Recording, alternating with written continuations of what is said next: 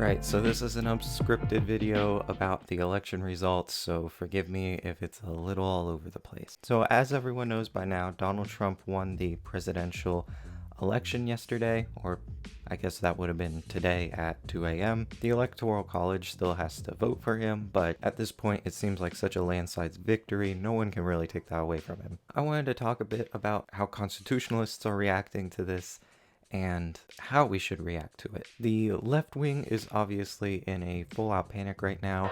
I've been seeing a lot of people acting like we're going to be under some kind of new dictatorship and that they'll be deported even as citizens, which is not something any Republican has suggested, and it really highlights the echo chambers our news media has put us in, as well as the political bias of some of our social media platforms. But nevertheless, Trump is not a perfect human being, and he wasn't a perfect president from 2017 to 2021. But the great thing about America is that we are not governed by the whims of man or one man in Washington. We are governed by the rule of law, and the supreme law of the land is the Constitution. The Constitution strategically divides up authority so that one person can't just dictate his will over everyone else. All valid laws start in Congress, and the president doesn't make up laws. He can either veto them or sign them into law as Congress has requested. One important role of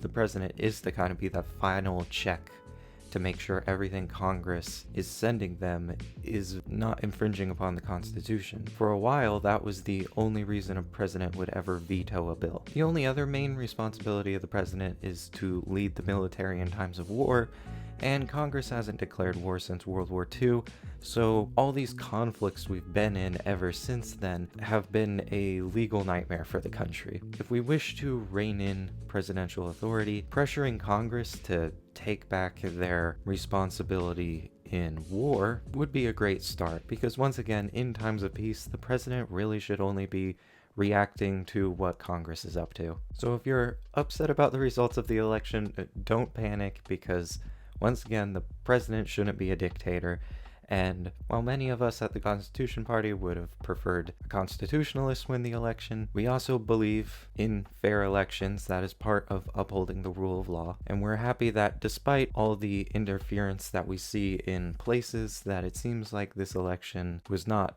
determined by that interference. Now, one thing I found interesting about this election was watching how the minor parties interacted and how many votes they were getting, and something I found really concerning is that the Green Party was beating out the Libertarian Party in a lot of places. Now, the Green Party is one of the furthest left-wing parties in the United States.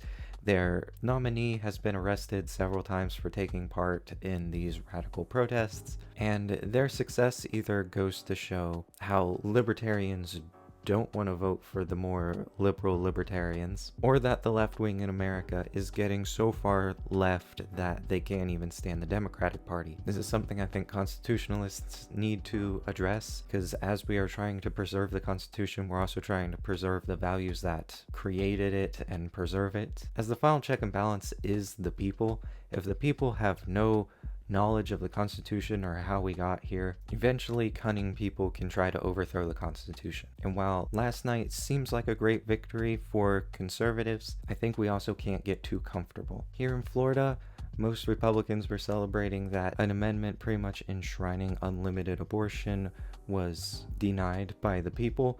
However, this amendment needed a 60% vote, and it got just under that. It still got the majority vote.